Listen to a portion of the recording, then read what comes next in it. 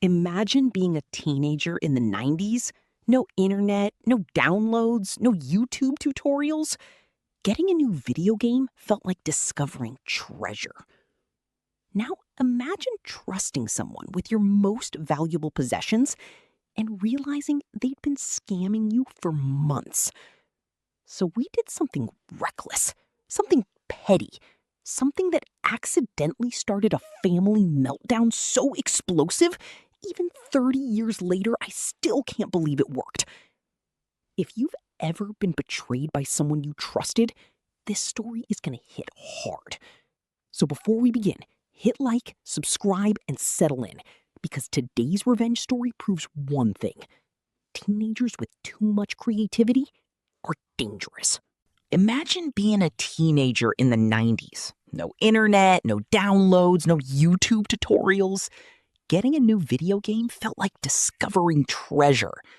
Now imagine trusting someone with your most valuable possessions and realizing they'd been scamming you for months.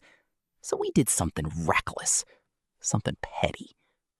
This happened back in the early 90s, a completely different world.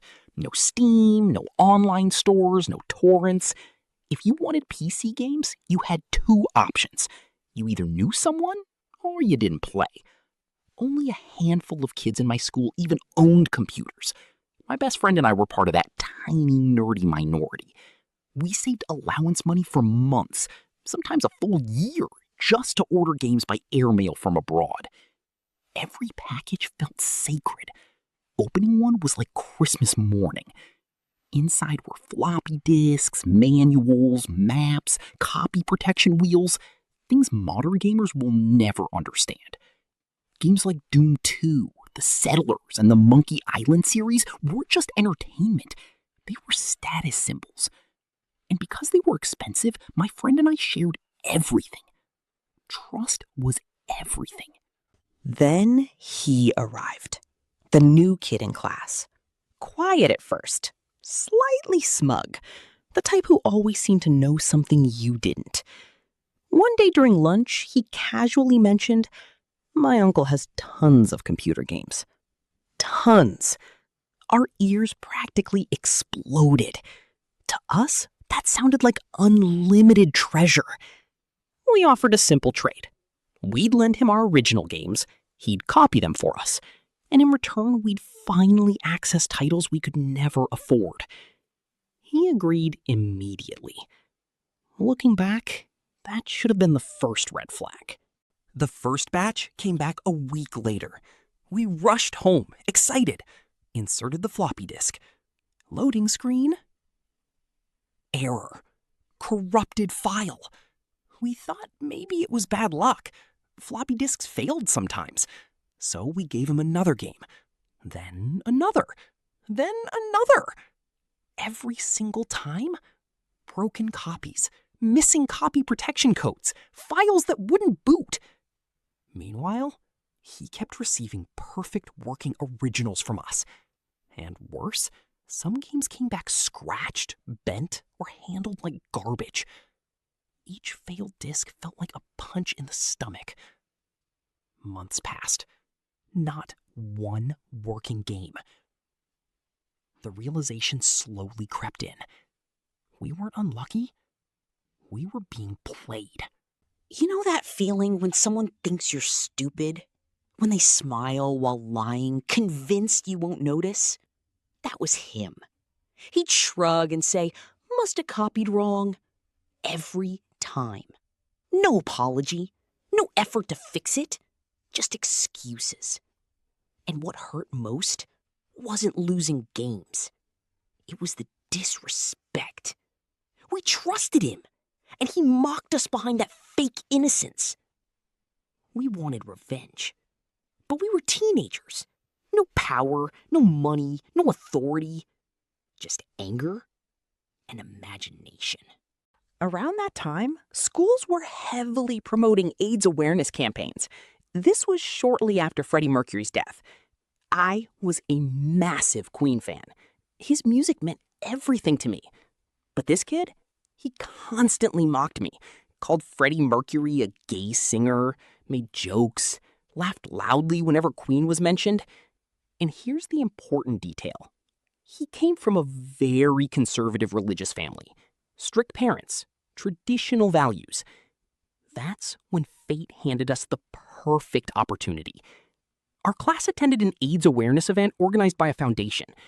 At the end, they handed out educational flyers and free condoms with the foundation's logo. Most students giggled awkwardly, but my friend and I exchanged a look. An idea formed instantly. A terrible, brilliant idea. We were among the few kids with both a computer and an inkjet printer at home. Back then, that made us technological gods. We recreated the foundation's logo, copied the formatting, matched the font, and then we wrote a letter. A very official-looking letter. It read, "Dear First Name, thank you for your letter. We understand it can be difficult being open about your homosexuality and the questions you raised after attending our event. Please find enclosed informational flyers and condoms. Please practice safe sex at all times." We stuffed the envelope with every flyer we collected, added the condoms, and then came the masterstroke. We addressed it to Mr. Last Name, meaning his father would open it first. We mailed it, then waited. The next few days felt endless. At school, he acted normal. Nothing happened. We started worrying. Maybe the letter never arrived. Maybe the prank failed. Then one morning, he didn't come to school. Second day, still gone. Third day, whispers started spreading. Something had happened at his house. Something big. When he finally returned, he looked destroyed. Red eyes, silent, avoiding everyone. We overheard fragments from classmates. His mother had been crying, his father furious. Huge arguments at home. His parents were convinced he was secretly gay. Grounded for weeks, interrogated nonstop. The letter had worked too well, far beyond what we imagined. At first, he believed the foundation had contacted his parents directly. He panicked, tried explaining he never wrote to them. But the official letter, the logo, the condoms, everything looked real. His home turned into chaos. And honestly, at that moment, we felt victorious. Justice served. The scammer finally paid a price. But revenge rarely stays secret forever. We made one mistake. Curiosity. We kept subtly asking questions. Hey, everything okay at home? Why were you absent? We pushed too much. Eventually, suspicion landed on us. He confronted us. At first, we denied it. But teenagers are terrible liars. And eventually, we confessed. The next day, we were summoned to the principal's office. Waiting inside, the kid, his parents, and an atmosphere so heavy you could barely breathe. His mother looked exhausted. His father looked furious. We explained everything. The broken games, the months of cheating, the disrespect, the prank. No one laughed. Not even us. Because suddenly, the revenge didn't feel clever anymore. It felt real. Consequences had faces, voices, emotions. We received punishment from school. Lectures about bullying, responsibility, respect. And honestly, they weren't wrong. But here's the strange part. After everything, he never scammed anyone again. No more fake trades, no more mocking, no more arrogance. Our revenge didn't just embarrass him, it ended the behavior that stunted it all.